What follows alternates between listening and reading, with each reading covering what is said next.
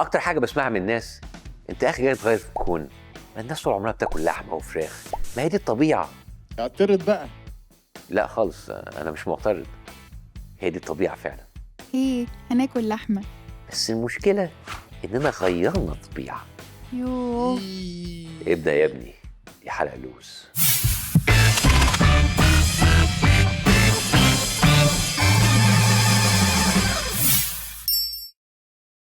لما حد يقول لك ما احنا طول عمر اجدادنا بيذبحوا ويطبخوا وياكلوا، يبقى في مخهم الكام ارنب ولا فرخه اللي كانوا متربين في العيش يقفوا فوق السطوح، او عندنا في الفلاحين البره اللي في الغيط، المعزه اللي جنب البيت، او يا سيدي لو ربنا فتحها عليك وبقى عندك مواشي كتير. لكن المشكله ان ده كلام قديم ما حدش موجود قوي. لما بتنزل السوبر ماركت وتاخد قطعه اللحمه او سندوتش الشاورما او البرجر من اول الشارع، غالبا الغيط والسطوح والعشه مش ده المكان اللي اللحمه جايه منه. بيبقوا جايين من اماكن زي دي، المزارع الضخمه اللي بيربوا فيها الحيوانات، الزحمه الرهيبه، الامراض المتفشيه فيهم، عشان الزحمه دي كميه التطعيمات والهرمونات اللي بيدوها الحيوانات، وفي الاخر بتوصل لك في الاكل. طب قول لي بقى، في ايه في ده طبيعي؟ الحجه التانيه: انت جاي تحرم اللي احله ربنا. احنا مش جايين نحرم حاجه على فكره، بس قبل ما تقول حلال وحرام، تعال شوف ايه اللي بيحصل في المزارع دي.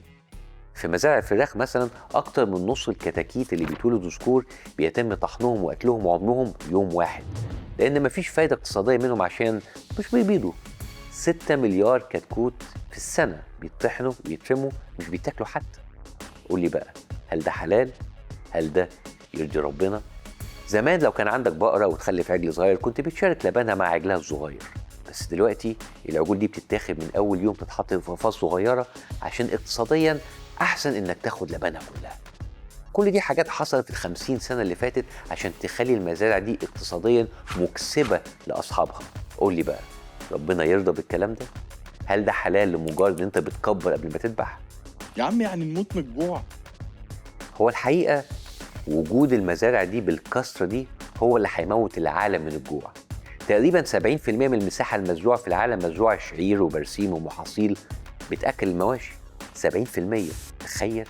يعني كل البني ادمين دول 8 مليار بني ادم عايشين بس على تلت المساحه المزروعه في الكوكب. لما بتسمع عن ازاله غابات الامازون والتصحر، كل ده عشان بياخدوا اراضي اكتر يزرعوا عليها مستلزمات العلف واكل المواشي والبرسيم. يعني مش بس هيموتونا من الجوع، لا ده كمان هيموتوا الكوكب عشان بيموتوا غاباته. ايه ده؟ يعني مش هنلاقي اكل ولا شرب. Hydraulic fracturing for natural gas uses an incredible amount of water. A staggering 100 billion gallons of water is used every year in the United States. But when I compared this with animal agriculture, raising livestock just in the US consumes 34 trillion gallons of water. And it turns out the methane emissions from both industries are nearly equal. الحقيقة إن الحسابات دي عاملين فيها اعتبار للمية اللي بنحتاجها لزراعة الحبوب والعلف اللي بتأكل المواشي دي، والمية اللي بتشربها واللي بتستخدم في تجهيز العلف وفي مراحل التصنيع. بس الرقم ده مهول، 34 تريليون جالون، دول تقريبا 129 تريليون لتر في السنة في أمريكا بس. هو مش كان في مشكلة مية في الكوكب برضو؟ أنت عارف البرجر اللي أنت بتاكله ده محتاج مية قد إيه؟ I found out that 1/4 pound hamburger requires over 660 gallons of water to produce. Here I've been taking these short showers trying to save water, and to find out just eating one hamburger is the equivalent of showering 2 entire months. So much attention is given to lowering our home water use, yet domestic water use is only 5% of what is consumed in the US versus 55% for animal agriculture. That's because it takes upwards of 2,500 gallons of water to produce 1 pound of beef. It kept on coming up. A lot was of animal agriculture. Can you comment on that at all, about how much that plays a role in water consumption and pollution?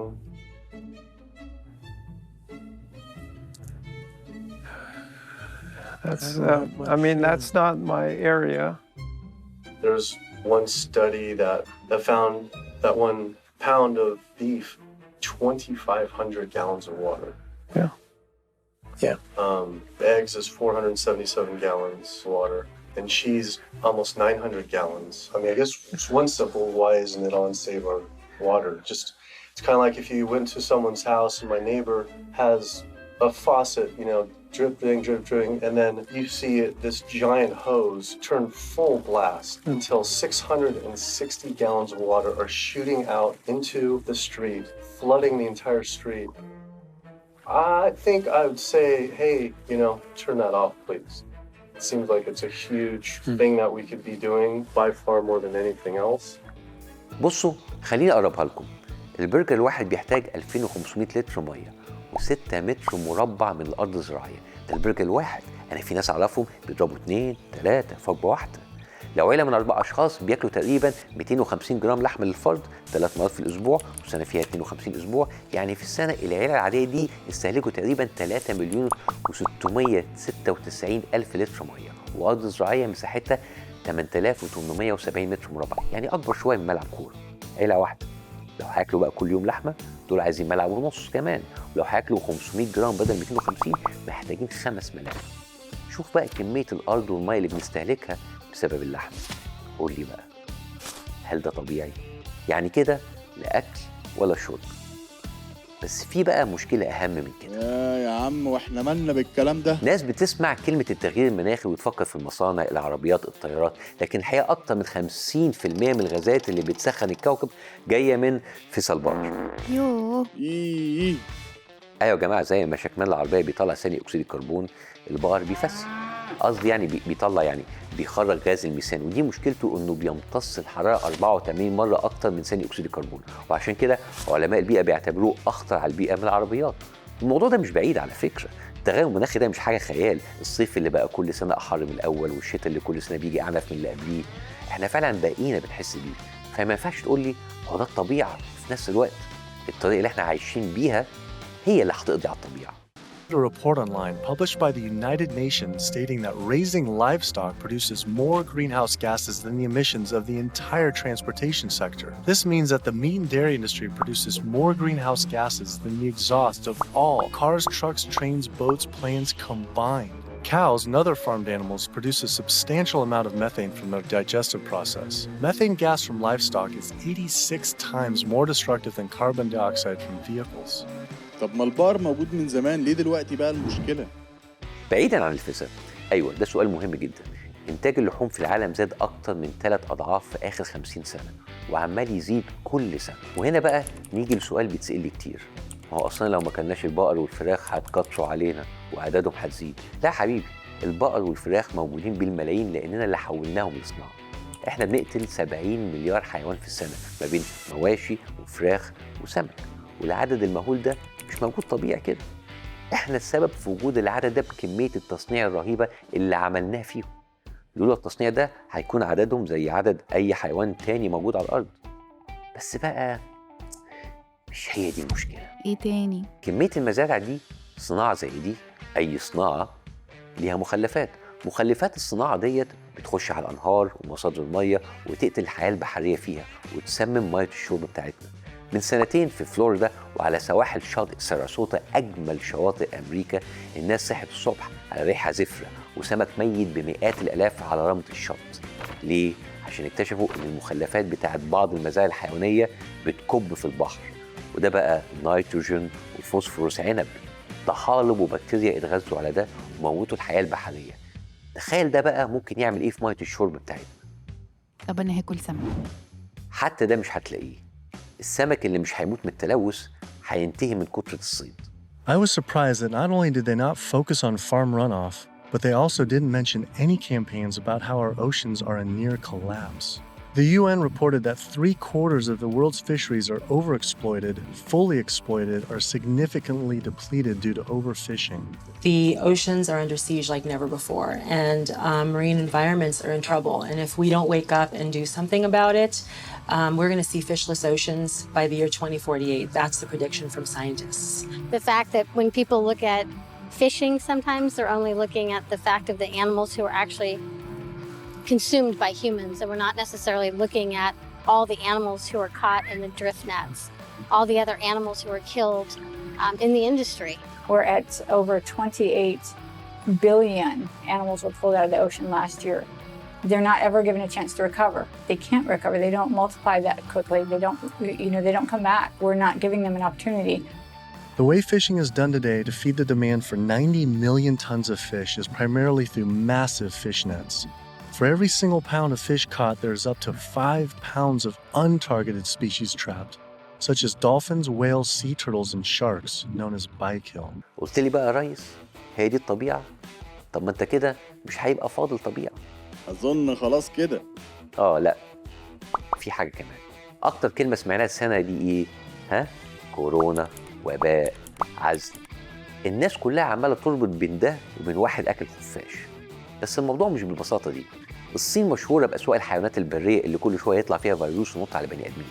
لكن مزارع الحيوانات كمان عشان الكثافة المرعبة والظروف غير الطبيعية اللي بيعيشوا فيها بتطلع هي كمان بلاوي، انفلونزا طيور، انفلونزا خنازير، جنون بقر، حمى قلعية.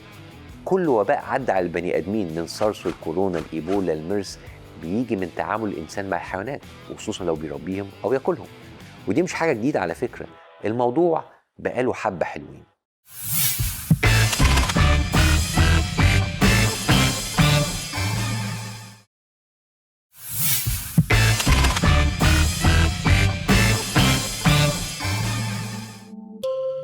When people started to settle and cities developed about 10,000 years ago, our relationship with animals obviously changed and spillovers took place, like smallpox, measles, tuberculosis, influenza, etc., originated in animal populations. And obviously that was a very big change from hunter-gatherers, where there wasn't the possibility of diseases to be sustained in large populations. تقريبا كل الأوبئة انتقلت لينا من الحيوانات، ولو حصل وباء تاني برضه هيجي من مزارع الحيوانات. الله يطمنك. تسلم يا حبيبي، أي خدمة. طب يعني مفيش بديل لكده؟ لا، في بديل، إن العالم على الأقل يقلل المزارع دي، وده هيحصل لما احنا نقلل استهلاك اللحوم شوية. طب يا سيدي مش كل الناس تقدر تسيب اللحمة، طب أعمل إيه؟ لو نفسي هفتني عليا؟ الحقيقة أنا ما عنديش حل دلوقتي غير الكلام المحفوظ بتاع قوة الإرادة وتغيير رؤيتك للدنيا وكلام التنمية البشرية ده، لكن يمكن في المستقبل يبقى في حل، سكة تانية. ممكن نتقابل في النص. After years in the lab, Pat and his colleagues were confident they had a product even Ron Swanson could love, and the Impossible Burger made its debut in 2016. This tastes like a burger. It tastes like meat. This is all made from plants. It's all made from This plants. tastes like beef. Doesn't that just look like real meat? So meat-like. They always say it's just like a burger. It tastes like yucker. Opinions differed on the Impossible Burger's relative meatiness, but the debate itself was fantastic free advertising. في دلوقتي محاولات لتقليد طعم اللحم، وده عشان الناس اتعودت على الطعم ده. البرجر النباتي معروف لنا من زمان، عدس، فول مطحون، بأخضر، وبصراحة يعني ده أحسن وأصح برجر ممكن تاكله، لكن طعمه مش برجر قوي. مش هضحك عليكم، يعني هو صحي بس مش لحمة، مفيد بس ما فيهوش نفس الطعم، كويس بس. ما خلاص يا عم الفنان. البرجر الجديد طلع من المعمل. Heme is a beautiful iron-containing molecule, and it's essential for pretty much life on Earth. The heme in your blood grabs the oxygen from your lungs and carries it all around your body. And the amazing thing about heme, besides doing all that sort of stuff that enables life to exist on Earth, is that it's also what makes meat delicious. We were the first to discover that heme is what makes meat taste like meat.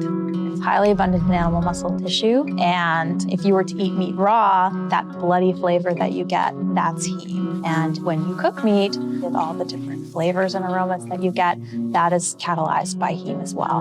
The craving for meat is really a craving for heme and the iron and protein that it represents in the diet.